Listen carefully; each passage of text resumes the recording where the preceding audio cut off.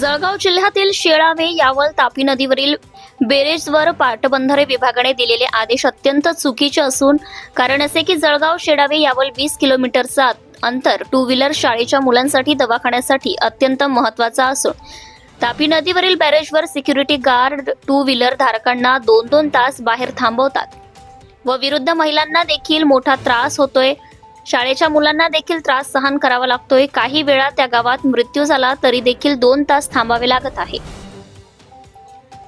त्यानंतर विनंती करावी लागते कारण याचा आदेश कार्यकारी अभियंता अहिरे यांनी दिला असल्याचं बोलल्या जात आहे।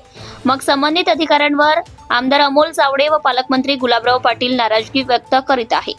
कारण गेल्या वेळेस आमदारांनी आदेश केला होता की टू व्हीलर वाहन जाऊ देणे, तरी देखील त्यांच्या आदेशाला केराच्या टोपली दाखवून कचऱ्याच्या पिठीत घालण्याचं काम चव्हाण यांनी केलंय।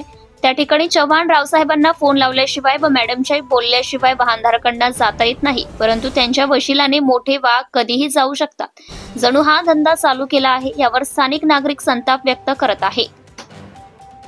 तसेच तापी नदीवर तर एखाद्या दिवशी मोठं वातावरण खराब होईल व त्याची संबंधित अधिकारी जबाबदार राहतील, कारण स्थानिक नागरिकांना शेतीसाठी त्या बाजूला जाणे किंवा यावल होऊन जळगावमध्ये येण्यासाठी मुलांच्या शिक्षणासाठी अनेकांना त्रास सहन करावा लागतोय। टू व्हीलरसाठी खुले करण्यात यावी अशी मागणी स्थानिक नागरिक करीत आहेत। Subscribe now and press the bell icon. Never miss an update.